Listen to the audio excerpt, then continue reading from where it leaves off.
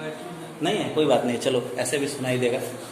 Okay, तो शुरू कर रहे हैं। कल कहाँ तक हम लोग पढ़ लिए थे? Non inertial frame of reference और इनर्शियल फ्रेम ऑफ रेफरेंस के बारे में पढ़ लिए थे। रेस्ट एंड मोशन भी पढ़ लिए थे और हमने ये देखा था रेस्ट और मोशन जो है वो रिलेटिव थिंग होती है। मतलब आप किस फ्रेम में खड़े होकर वस्तु को देख रहे हैं, उस गति को देख रहे हैं, तब ये डिपेंड करता है कि वो गति कर रही है या मोशन कर रही है। आज का हमारा जो टॉपिक है वो है वेलोसिटी। क्यों RBS नहीं हुआ? स्टेबलाइजर का स्विच ऑफ कर दोगे तो ऑटोमेटिकली ये जो होगा, हाँ ऑटोमेटिकली। तो आज हम पढ़ रहे हैं वेलोसिटी। वेलोसिटी का क्या मतलब होता है? आइए, आपके पास एक कार है, ठीक है, और ये कार जो है वो सड़क पर दो बिंदुओं के बीच एक डिस्टेंस तय कर रही है। ओके, ये डिस्टेंस को हमने x मान लिया है, ठीक है, ये डिस्टेंस तय कर रहे हैं। और एक मिनट, हम लोग डिस्टेंस एंड डिस्प्लेसमेंट नहीं ना पढ़े हैं? हाँ सर, पीडीएफ में चलेगा। अरे हम लोग थोड़ा सा बिजी देख रहे हैं, तो डिस्टेंस एंड डिस्प्लेसमेंट पढ़ना था। Distance and displacement. तो चलिए हम डिस्टेंस एंड डिस्प्लेसमेंट देखते हैं। सबसे पहले हम देख रहे हैं डिस्टेंस क्या होता है। विद्यार्थी, हमारे पास एक कण है, पार्टिकल है, और ये पार्टिकल किसी भी पथ पर मोशन कर रहा है। मान लीजिए पॉइंट ए से चलकर कहां पहुंच रहा है? पॉइंट बी तक पहुंच रहा है। तो अगर कोई भी कण पॉइंट ए से चलकर पॉइंट बी तक पहुंचता है और वो जो रास्ता तय करता है, जो पथ तय करता है, जो पथ पर चलता है, उस पथ की जो लेंथ होता है, लंबाई होती है, वो लंबाई हमको क्या कही जाती है? डिस्टेंस कही जाती है। तो डिस्टेंस का मतलब होता है पाथ लेंथ, पथ की लंबाई। अब देखिए, ये हमेशा पॉजिटिव होगी क्योंकि पथ की लंबाई कभी निगेटिव नहीं होगी। तो ये हमेशा कैसी होगी? पॉजिटिव होगी। और साथ ही अगर पार्टिकल रेस्ट में है, अगर मान लीजिए कार रुकी हुई अवस्था में, तो इसका मतलब है कि कार पॉइंट ए पर है तो ए पर ही है, तो इसका मतलब इसके द्वारा पथ की तय की गई पथ की लंबाई कितनी होगी? 0 होगी। तो रेस्ट अवस्था में डिस्टेंस कितना ट्रेवल होता है? 0 माना जाता है। अदरवाइज अगर गाड़ी चल रही है, ए से बी जा रही है या बी से वापस किधर आ रही है? ए आ रही है, तो इन दोनों अवस्थाओं में भी आपका जो डिस्टेंस होगा वो कैसा माना जाएगा? पॉजिटिव माना जाएगा, क्योंकि ये केवल पथ की लंबाई बताता है। अब मान लीजिए जैसे आप यहाँ से हासन बाजार से चल रहे हैं और यह आप पहुंच गए विक्रमगंज। ये हासन बाजार है और ये विक्रमगंज 10 किलोमीटर है, और वापस आप फिर हासन बाजार आ गए तो कितना होगा? 10 किलोमीटर।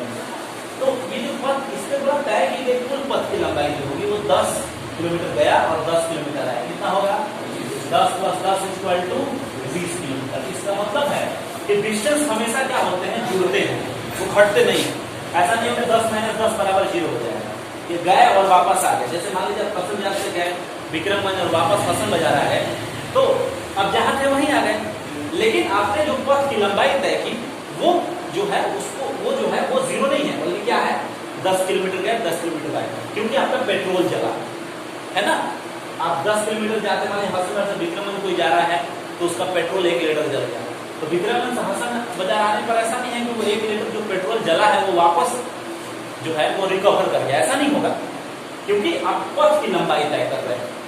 तो इसलिए हम कह रहे हैं कि डिस्टेंस का मतलब होता है पाथ लेंथ, ये हमेशा पॉजिटिव होता है। रेस्ट अवस्था में इसका मान 0 होता है, और यदि पार्टिकल मोशन कर रहा है तो आपका डिस्प्लेसमेंट जो होगा वो 0 नहीं होगा। डिस्प्लेसमेंट को हम सूचित कर रहे हैं एस द्वारा, इसके द्वारा एस द्वारा। ओके, अब थोड़ा सा गौर करते हैं कि एक और आपको क्वांटिटी समझनी है, और वो क्वांटिटी है डिस्प्लेसमेंट।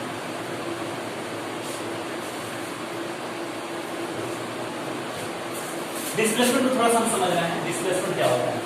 विद्यार्थी, ये आपकी गाड़ी है और ये आपकी गाड़ी जो है इस पथ पर चल रही है। ये एक रास्ता होगा, ये यहां से चलती है और चलकर वो यहां पहुंच जाएगी। ओके, तो अब इसके द्वारा तय किया गया जो डिस्टेंस होगा वो तो ये पथ की लंबाई को हम माप लेंगे तो मिल जाएगा, लेकिन डिस्प्लेसमेंट का मतलब होता है, विस्थापन जिसको बोला जाता है कि दो बिंदुओं के बीच सबसे छोटी दूरी। अगर मान लेते हैं इस रोड पर चलने का प्रतिबंध नहीं हो तो तिरछा जाना हो तो डायरेक्ट ये कहां से कहां जाएगी, ऐसे जाएगी ना, ये डायरेक्ट यहां से चलेगी और अपने ईंधन को बचाने के लिए सीधे पथ पर जाएगी, सीधे पथ पर पहुंच जाएगी। तो ये जो पथ की लंबाई होगी, जो दो बिंदुओं के बीच सबसे छोटा जो पथ होगा उसको हम लोग कहते हैं क्या, विस्थापन।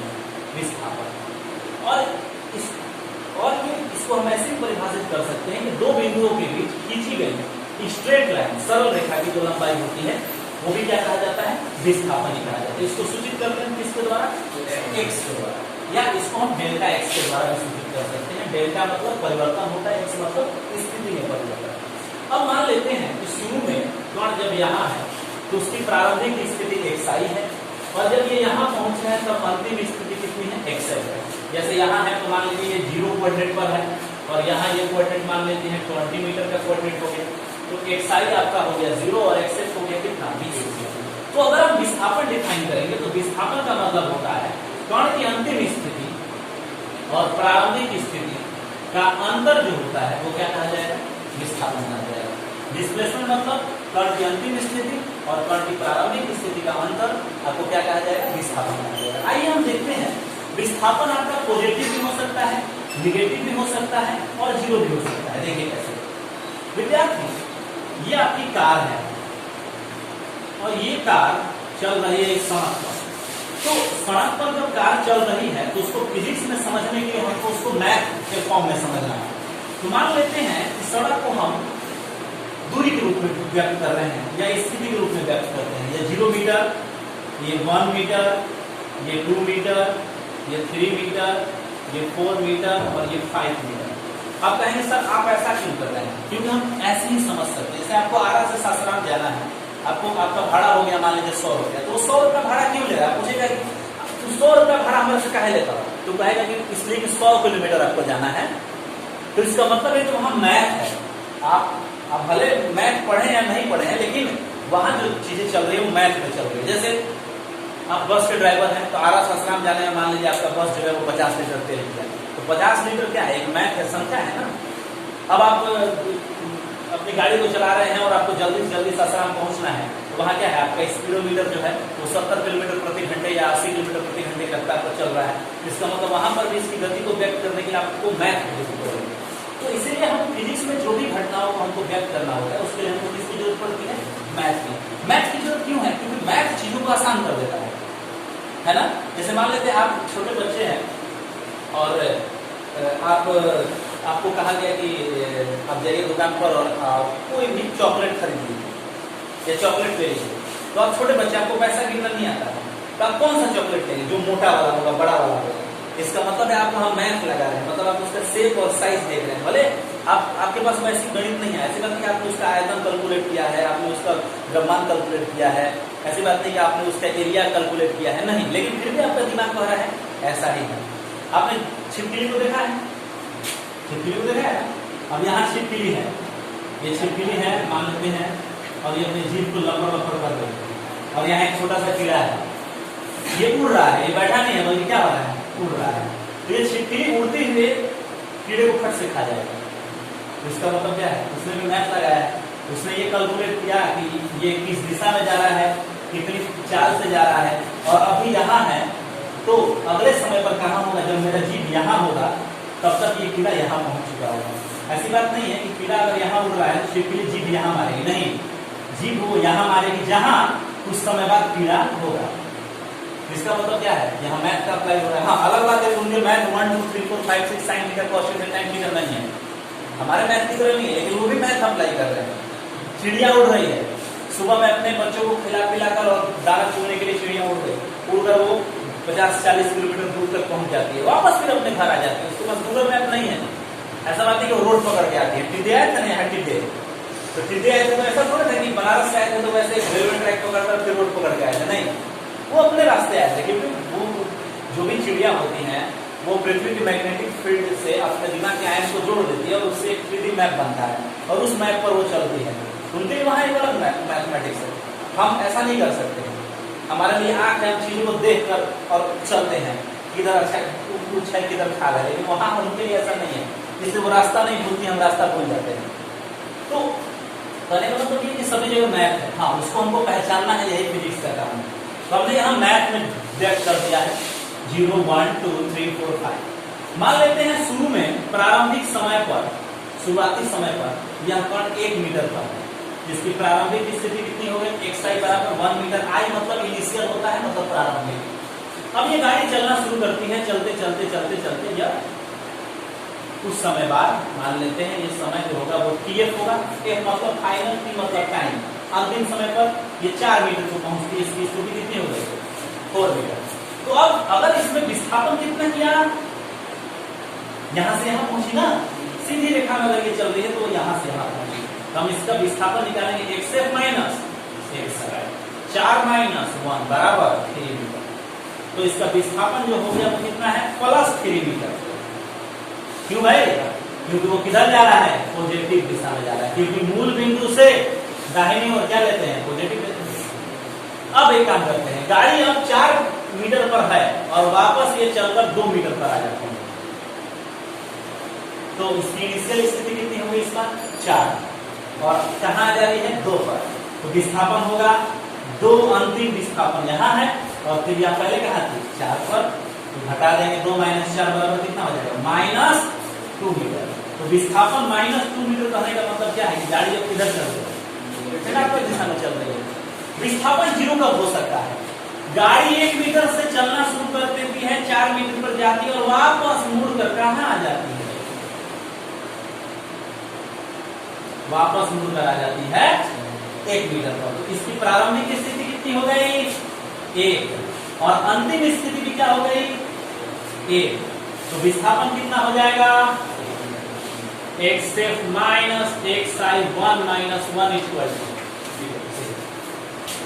कोई डाउट है, 1 माइनस 1 कितना होगा, 0।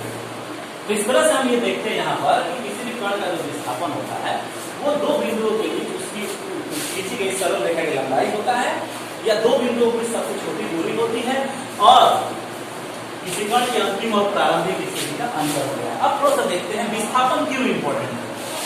अगर हमारे पास ये डस्टर है और इस डस्टर को हमको गति कराना है, तो हम अपने मन मुताबिक इसको गति करा सकते हैं, मन मुताबिक पाथ पर। चलिए हमको ऐसे हम गति करा सकते हैं, इसको जैसे हमको मन करता है वैसे गति करा सकते हैं। आपका जितना दिमाग आपका लगे उतना ही कर सकते, इसको मन मुताबिक पथ पर घुमा सकते हैं। मान लीजिए यहाँ से इसको यहाँ लाना है, अपने मन से, तो ऐसे लाएंगे, ऐसे लाएंगे, ऐसे लाएंगे, ऐसे लाएंगे, ऐसे लाएंगे, ऐसे लाएंगे, ऐसे लाएंगे, है ना, क्योंकि हम ला रहे हैं। लेकिन अगर हम इसको फ्री छोड़ रहे हैं, मतलब हमारा मर्जी नहीं है, प्रकृति का मर्जी है, ये कैसे गिरेगा, एकदम सीधे पथ पर देख रहे हैं, एकदम कैसे गिरता है, सीधे पथ पर। इसका मतलब है कि यदि हम इसको मुक्त रूप से छोड़ रहे हैं तो यह सबसे छोटा रास्ता तय कर रहा है जो सीधा है। इसका मतलब कौन सा रास्ता तय कर रहा है, विस्थापन। कौन सा रास्ता तय कर रहा है, विस्थापन तय कर रहा है। तो प्रकृति में कोई भी कण अगर फ्री अवस्था में है, मुक्त अवस्था में है, तो कौन सा रास्ता तय करता है, जो सबसे छोटा हो, जिस पर उसको सबसे कम से कम समय लगे और कम से कम ऊर्जा का अच्छा हो। जैसे मान लेते हैं कि एक आम का पेड़ है, सपोज सोचिएगा एक आम का पेड़ है और यहाँ मैंगो खड़ा है और ये मैंगो टूट गया, तो ये ऐसे रास्ते से नहीं गिरेगा, या ऐसा नहीं है कि ऐसे से घूमते घूमते आएगा फिर वहां पर आकर ऐसे गिरेगा, नहीं, क्योंकि उसको अधिक ऊर्जा लगेगी। ये सबसे छोटा रास्ता तय करेगा। तो इसका मतलब है कि प्रकृति जो होती है किसी कण को गति करने के लिए प्रतिबंधित करती है कि कण जो है वो उसी रास्ते पर चल सकता है जिस पर उसको कम से कम समय लगे या कम से कम ऊर्जा लगे। और यदि कोई कण मुक्त रूप से गिर रहा है तो उसका पथ कैसा होगा, विस्थापन होगा। जैसे एग्जाम्पल के तौर पर आपको एक जगह से दूसरी जगह जाना है, ऐसे रोड है और ये सब खेत है जो गेहूं कट चुके, उसमें लीक लगा है, तब कौन मारिएगा, लीक वाला मारिएगा, क्योंकि सबसे छोटा रास्ता है ना। अब मान लीजिए आप भाषण बाजार से आते हैं, मान लीजिए हासन बाजार में मेरा बगीचा की तरफ से आप यहाँ पढ़ने के लिए आ रहे हैं, तो ऐसा थोड़े कि यहाँ से रामनगर जाएंगे, रामनगर फिर गाँव जाएंगे, फिर गाँव से फिर कुआत जाएंगे, कुआत से फिर से घूम घाम कर यहाँ आएंगे पढ़ने के लिए, नहीं, आप सबसे छोटा रास्ता तय करेंगे, समझ में आया। तो इसका मतलब है विस्थापन का मतलब होता है दो बिंदुओं के बीच सबसे छोटा रास्ता है। विस्थापन धनात्मक भी हो सकता है अगर कण धनात्मक दिशा में जा रहा है, ऋणात्मक कब होगा यदि कण ऋणात्मक दिशा में जा रहा है, और विस्थापन 0 कब होगा? पहला कंडीशन जब कण क्या हो, रेस्ट में हो। कैसा हो? रेस्ट में हो। या फिर जहां से चले वहीं पर वापस आ जाए। इसका मतलब पथ कैसा हो? क्लोज लूप हो। देखो यहां से चल रहा है और इस रास्ते चलते हुए यहां आ जा रहा है, ये बंद लूप नहीं हो गया? ये लूप कैसा है? बंद हो गया ना।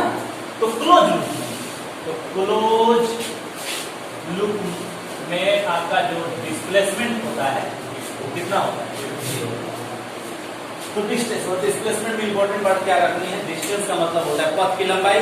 ये 0 तब होगा जब कण रेस्ट में है, लेकिन ये हमेशा अगर कण गतिशील है तो हमेशा पॉजिटिव होता है, हमेशा जुड़ते हैं दूरी।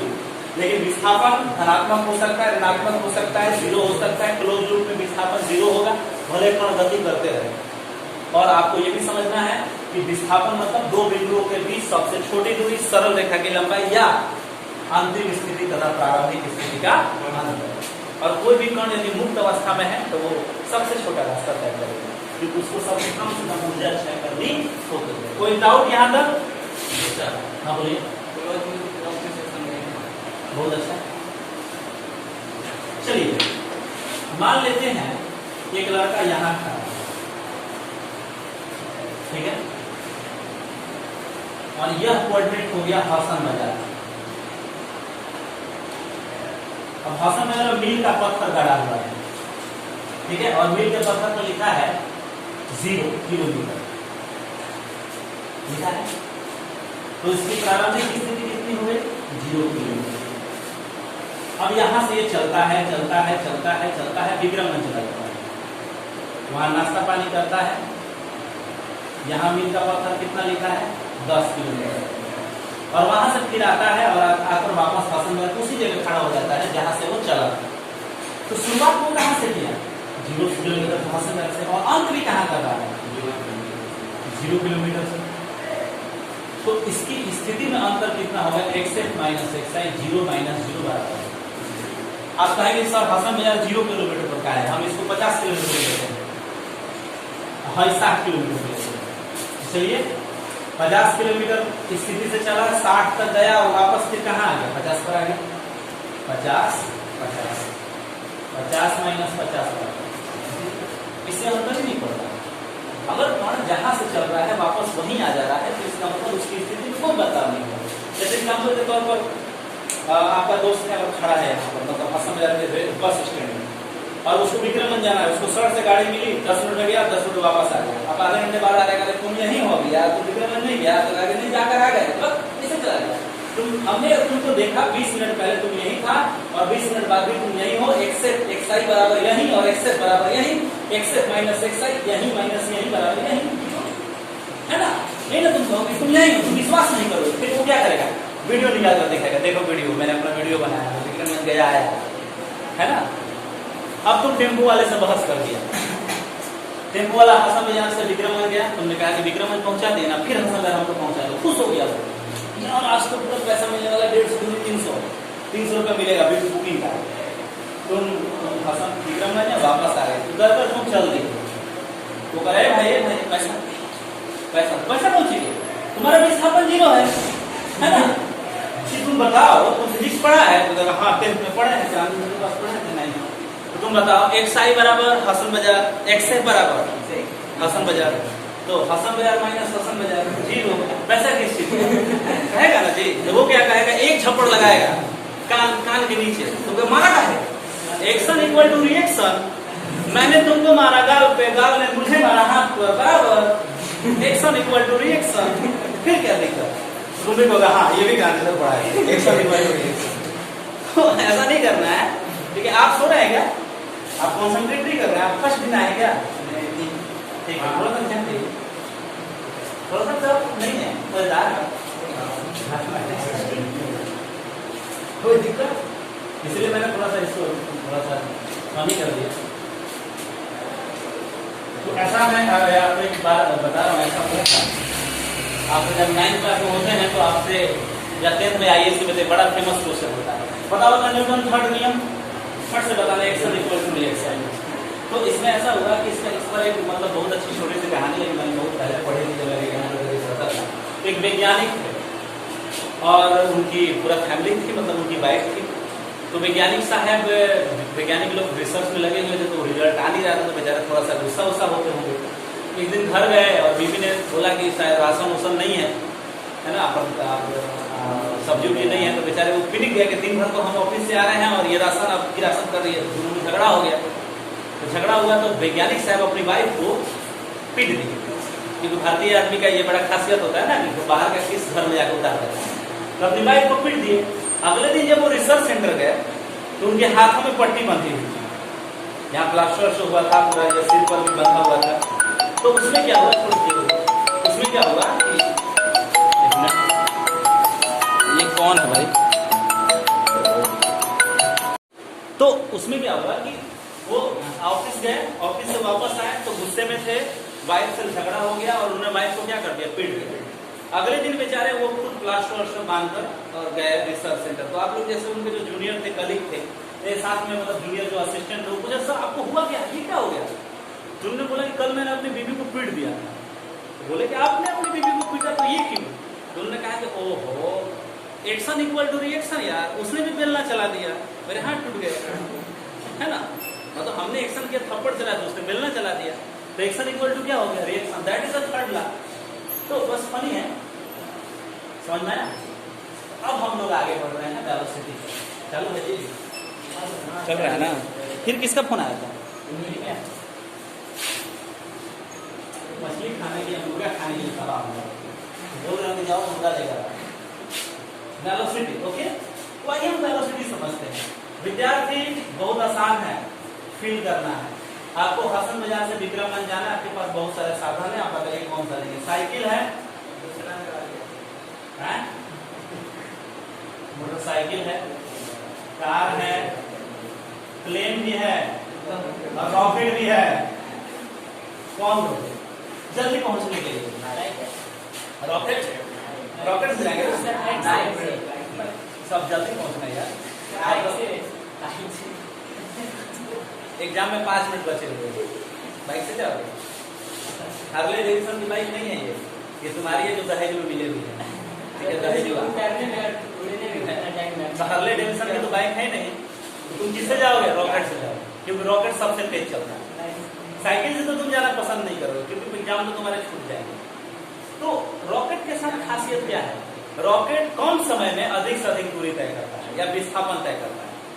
तो अगर हम वेलोसिटी को डिफाइन कर रहे हैं तो वेलोसिटी हमें यह बताता है कि एक निश्चित टाइम में कोई कण अगर ज्यादा विस्थापन तय कर रहा है तो उसकी वेलोसिटी ज्यादा होगी, या फिर कोई निश्चित विस्थापन को कम से कम समय में तय कर ले रहा है तो उसकी वेलोसिटी क्या होगी, ज्यादा होगी। जैसे 10 किलोमीटर का दायरा रॉकेट जो है वो हमको लगता है 1 मिनट से भी कम टाइम में तय कर सकता है, जबकि आपकी साइकिल को कितने लग जाएंगे, 1 आवर लग जाएंगे, है ना। तो ये क्या है, 10 किलोमीटर, मतलब देखो अगर तुम विस्थापन को 10 देते हो और समय को 1 मिनट ले रहे हो तो ये 10/1 बराबर कितना हो जाएगा, 10। जबकि साइकिल के लिए कितना होगा, 10 किलोमीटर और 1 घंटा मतलब 60 मिनट बराबर कितना होगा, 1/6। तो कौन अधिक है, ये अधिक है ना। तो ये जो क्वांटिटी होती है, मतलब किसी भी कण द्वारा तय किए गए डिस्प्लेसमेंट और उसके टाइम का जो रेशियो होता है, वो रेशियो जो होता है वो क्या कहा जाता है,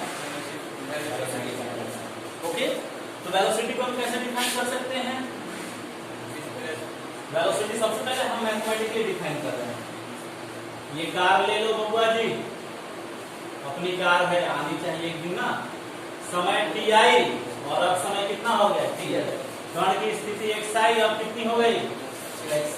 विस्थापन कितना हुआ, डेल्टा x बराबर xf माइनस, और समय कितना लगा, टिक टिक टिक टिक घड़ी में, tf माइनस t बराबर क्या लिखोगे, डेल्टा। तो वेलोसिटी जो होगा, एवरेज वेलोसिटी जिसको औसत वेलोसिटी कहते हैं, वो विस्थापन बटा क्या होता है, समय। विस्थापन और समय का जो अनुपात होता है वो क्या कहा जाएगा, वेलोसिटी कहा जाएगा। इसको तुम ऐसे भी लिख सकते हो, औसत वेलोसिटी बराबर xf माइनस xi। बटा TF माइनस TF। कोई दिक्कत, कोई प्रॉब्लम? तो अब ये इसको परिभाषित यदि करना है तो इसका मतलब क्या है, समय के रिस्पेक्ट में डिस्प्लेसमेंट में जो चेंज हो रहा है उसको हम लोग क्या बोलेंगे, वेलोसिटी बोल सकते हैं। इसको डिफाइन कर सकते हो, rate change in displacement with respect to the time is called velocity। कोई दिक्कत? बहुत आसान है। चलो एक एग्जांपल देखो। ये तुम्हारी कार है और ये शुरू में जो है वो उसकी स्थिति 0 मीटर पर है और यह 50 मीटर पर पहुंच जाती है उस समय पर। शुरुआती समय तुम कितना ले रहे हो, 0 मान रहे हो, और जब ये 50 मीटर पर पहुंच रही है तब तुम्हारा जो समय है वो 5 सेकंड का है। कितना टाइम लगा, 5 सेकंड।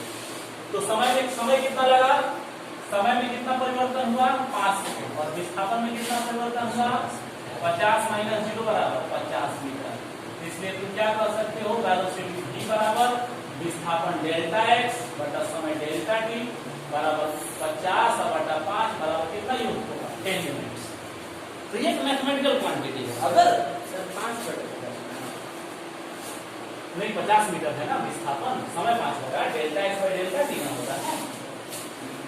अब देखो, अगर मान लीजिए कोई गाड़ी है जिसके लिए यह अनुपात डेल्टा x बटा डेल्टा t बराबर 100 आ गया, इसका मतलब क्या है कि यह इस गाड़ी से तेज चल रही है। तो ये जो अनुपात होता है, जो विस्थापन और समय का अनुपात होता है, वो जितना ही अधिक होगा उतना ही कण का वेलोसिटी क्या माना जाएगा, अधिक माना जाएगा। ओके, कोई दिक्कत? इसको हम लोग एवरेज वेलोसिटी बोलते हैं। अब एवरेज वेलोसिटी क्यों बोलते हैं, क्योंकि यह पूरे अंतराल के लिए है, प्रारंभिक समय और अंतिम समय पूरे अंतराल के लिए है। जैसे इसको आप ऐसा समझिए, जैसे मान लो तुम किसी बस पर बैठा है और वो आरा से चली और हसन बाजार पहुंच जाएगी, बहुत फास्ट चली। आरा से हसन बाजार 50 किलोमीटर की जो दूरी है उसने तय कर ली है 1 घंटे में। लेकिन जैसे हसन से आगे जाके इसका चक्का पंचर हो जाता है, 2 टायर ब्रस्ट हो जाता है। अब यहाँ कितना 4 घंटा एक्स्ट्रा टाइम लगता है। और जब वो सासाराम पहुंच रही है तब तक उसको समय कितना लग रहा है, यहाँ से आरा से हसन बाजार जाने में 1 घंटा और हसन बाजार से सासाराम जाने में 4 घंटा लगता है। तो अगर तुम इसका कुल वेलोसिटी निकालोगे तो कुल कितना डिस्टेंस तय किया या डिस्प्लेसमेंट तय किया, 50 100 और समय कितना लगा, 4 1 5 बराबर इसकी स्पीड कितनी हुई, 20 किलोमीटर पर आवर। लेकिन जो आदमी हसन बाजार ही उतर गया, अगर उससे पूछा जाए कि ये गाड़ी कैसी है तो कहेगा गाड़ी तो बड़ा एक्सप्रेस है, क्योंकि वो 50 किलोमीटर की दूरी 1 घंटे में तय की, क्योंकि उसके लिए दूरी 50 और समय 1 बराबर 50 किलोमीटर प्रति घंटा। तो जो आदमी आरा से हसन बाजार गया वो कहेगा एक्सप्रेस है, और जो आदमी आरा से सासाराम गया कहेगा गाड़ी एक्सप्रेस नहीं है, गाड़ी मतलब लोकल है। लेकिन जो बंदा हसन बाजार चढ़ा और सासाराम उतरा वो कहेगा कि गाड़ी एकदम क्या है, कबाड़ी है, क्योंकि उसके लिए 50 किलोमीटर की दूरी तय करने में 4 घंटे लग गए। तो 15 चौका 60, उससे भी कम, 12 चौका 48 लगभग 12 समथिंग किलोमीटर पर आवर। वो कहेगा एक पैदल बा लेकिन एवरेज इसका 20 है। लेकिन अलग अलग अंतराल में इसकी वेलोसिटी क्या है, अलग अलग है ना। अब यही पर ये होता है कि अगर आपसे कोई पूछ ले कि अत्यंत छोटे अंतराल में वेलोसिटी क्या है, जिसको हम इंस्टेंटेनियस वेलोसिटी बोलते हैं।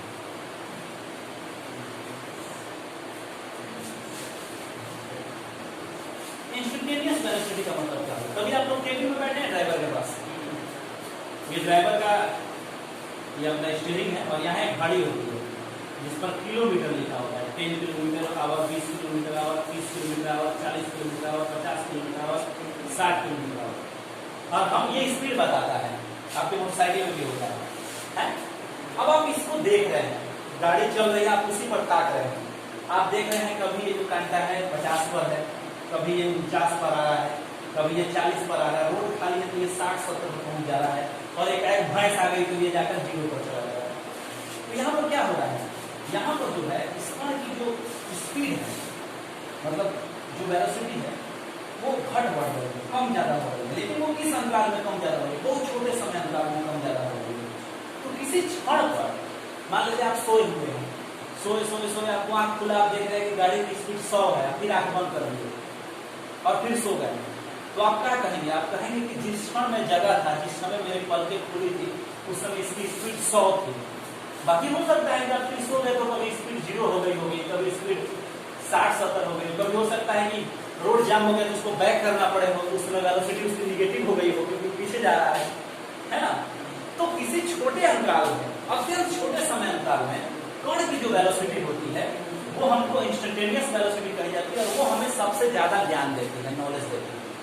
चलिए हम देखते हैं इंस्टेंटेनियस वेलोसिटी को VIN इंस्टेंटेनियस से डिनोट किया जाता है और इसका मान होता है डेल्टा x बटा डेल्टा t। लेकिन ये बहुत छोटे अंतराल में ज्ञात किया जाता है। आपने कभी ऐसा देखा है? इंटर पास करके आए हैं, लिमिट पढ़ ले पड़ा जाए। लिमिट का मतलब क्या होता है? लिमिट का मतलब होता है कि अंतराल को छोटा करो। अब तुम कहोगे कि सर इसको समझाइए थोड़ा सा, होता है देखो, ये है तुम्हारी बस, यहां से यहां पहुंच गई, समय काफी ज्यादा लगा है। देखो ये तुम्हारी घड़ी टिक टिक टिक टिक कर रही है और यहाँ ये घड़ी का कांटा पहुंच गया, गाड़ी यहाँ से यहाँ पहुंच गई। लेकिन कोई तुमसे पूछेगा कि अत्यंत छोटे समय अंतराल में, मतलब ये घड़ी का जो कांटा है एकदम हल्का सा इधर जाए, हल्का सा आगे बढ़े, तब गाड़ी कहाँ होगी? तुम कहोगे गाड़ी यहाँ होगी, कहोगे ना। तो उस पर फिर हल्का सा समय और आगे बढ़ता है तो गाड़ी कहाँ रहती है? यहाँ रहती है। और आगे बढ़ता है तो गाड़ी कहाँ रहती है? यहाँ रहती है।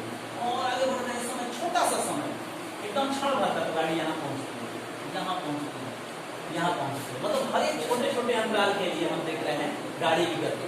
तुमने कभी क्रिकेट में देखा है जब रिप्ले होता है, देखो तो बैट कैसे करता है, एकदम छोटे अंतराल में देखता है, ओ ओ ओ आउट, नॉट आउट, देखा है ना? लगा जैसे एकदम थोड़ा सा समय आगे बढ़ाते हैं तो बैट थोड़ा सा आगे जाता है, तब तक वो स्टंप करता है। बैट एकदम क्रीज के एकदम थोड़ा सा बाहर है, तब तक स्टंप को टच कर दिया तो आउट हो जाता है। तो वहां पर क्या होता है? समय अंतराल को छोटा किया जाता है। तो तुम अगर उसी प्रकार से चलने वाली गाड़ी का फोटो निकालो, उसको एकदम वीडियो बनाओ, उसको धीरे धीरे प्ले करो, एकदम धीरे धीरे, तो अलग छोटे छोटे अंतराल में तुमको क्या मिलेगा? समय के छोटे छोटे अंतराल में तुमको ये पता चलेगा कि गाड़ी की स्थिति क्या है और गाड़ी की चाल क्या है। हो सकता है कुछ अंतराल में वो गाड़ी स्लो चल रही हो और कुछ छोटे अंतराल में वो गाड़ी तेज चल रही हो। तो अत्यंत छोटे समय अंतराल में गाड़ी की जो वेलोसिटी होगी उसको इंस्टेंटेनियस वेलोसिटी बोलेंगे और उसको ज्ञात करने के लिए हमको समय को क्या लेना है? छोटा लेना है। और जैसे ही हम ऐसे लिखते हैं किसी फलन को, जैसे मान लेते हैं, आपको याद होगा आपके सब लिखते थे limit delta x tends to 0 delta y by delta x बराबर लिखते थे dy बाई dx। ये डिफरेंशियल कोएफिशिएंट हो जाता है, तो ये क्या कितना हो जाएगा? dx by. मैंने क्या किया? मैंने इस वेलोसिटी को, जो रियल वेलोसिटी है जिसमें गाड़ी चल रही है, उसको खींच कर मैं किसमें लेकर चला है? मैथ में। और ये क्या है? अवकलन है। इसका मतलब है कि अगर हम किसी कण के विस्थापन का समय के सापेक्ष डिफरेंशिएशन करते हैं तो हमें क्या मिलता है? वेलोसिटी। हमारा काम हो गया, क्योंकि हमने एक घटना को खींच कर कहाँ लेकर चलेगा? मैथ में लेकर चलेगा। कोई दिक्कत? तो हमने यहाँ क्या सीखा? हमने यहाँ सीखा कि इंस्टेंटेनियस वेलोसिटी का मान डिस्प्लेसमेंट का टाइम के रिस्पेक्ट में डिफरेंशिएशन करने से प्राप्त होगा। देखना कैसे प्राप्त होगा। अब हम देख रहे हैं हमारे पास एक गाड़ी है और उसके द्वारा तय किया जो डिस्प्लेसमेंट है x, वो है 2t² प्लस 3t प्लस 1। देख रहे हो? अब इसका डिफरेंशिएशन हम कर रहे हैं dx बाई dt। ये क्या बताएगा? d बताएगा, तो d by dt 2t² plus 3t plus 1। इसमें से कौन कौन है जिनको डिफरेंशिएशन याद है? सबको याद है? आप लोग याद है डिफरेंशिएशन? नहीं याद है? देखो, और y का पावर, y बराबर x का पावर n है, तो अगर तुम इसका डिफरेंशिएशन करते हो dy बाई dx, n पटका जाता है और x का पावर n माइनस। आप साइंस के हैं आर्ट्स? साइंस के कब साइंस किए थे? टाइम ज्यादा हो गया क्या? 17। तो डिफरेंशिएशन आपको याद है अभी? थोड़ा थोड़ा। तो ये n पावर पटका जाता है और x का पावर n माइनस 1 हो जाता है। मैं कल इस पर क्लास दे दूंगा डिफरेंशिएशन होता क्या है। ओके, तो चलिए अब यहाँ पर आ रहे हैं। अब देखिए दो कांस्टेंट बाहर हो गया, t स्क्वायर का डिफरेंशिएशन होता है 2t और 3 बाहर, t का डिफरेंशिएशन 1 हो जाता है और 1 का डिफरेंशिएशन 0 हो जाता है। दोनों में 4t और प्लस 3, ये किसका मान हो गया? t का मान। अब ये v में देखिए, अगर आप t बराबर 0 सेकंड पर देख रहे हैं तो वेलोसिटी आपको कितनी मिलेगी? t बराबर 1 सेकंड पर देख रहे हैं, 4 एकम 4 प्लस 3 बराबर, वेलोसिटी बढ़ रही है 7 मीटर पर सेकंड। और t बराबर अगर आप 10 सेकंड ले रहे हैं, 10 सेकंड पर वेलोसिटी क्या हो गई? 4 गुने 10 प्लस 3 बराबर 43 मीटर पर सेकंड। तो यहाँ पर क्या हो रहा है? हमने वेलोसिटी को प्राप्त कर लिया और वेलोसिटी यहाँ किसका फलन है? टाइम का फलन है, मतलब टाइम चेंज होने पर वेलोसिटी क्या हो रही है? चेंज हो रही है। तो इस प्रकार से हमने आपको वेलोसिटी को बताया। वेलोसिटी का मतलब होता है, मैं यहीं तक स्टॉप करूंगा। वेलोसिटी का मतलब होता है कि डिस्प्लेसमेंट में टाइम के रिस्पेक्ट में जो चेंज हो रहा है उसको हम लोग कहते हैं वेलोसिटी। और किसी भी डिस्प्लेसमेंट का अगर डिस्प्लेसमेंट फंक्शन के रूप में है, मैथमेटिकल फलन के रूप में है, तो उसका अगर हम समय के सापेक्ष डिफरेंशिएशन करते हैं तो हमको वेलोसिटी मिलती है किसी टाइम पर, किसी क्षण पर। ओके, तो कल का हमारा जो टॉपिक होगा वो हम थोड़ा सा डिफरेंशिएशन आपको हल्का सा पढ़ाएंगे और हम वेलोसिटी को देखेंगे कि इंस्टेंटेनियस वेलोसिटी कब पॉजिटिव होती है, कब नेगेटिव होती है, कब जीरो होती है और इसका ग्राफिकल मतलब क्या होता है। अगर हम डिस्प्लेसमेंट टाइम ग्राफ हमें वेलोसिटी बताता है तो उसका ग्राफ कैसा होता है। ओके, तो फिर हम मिलते हैं आपसे नेक्स्ट क्लास में। तब तक के लिए थैंक्स। हाँ बोलिए।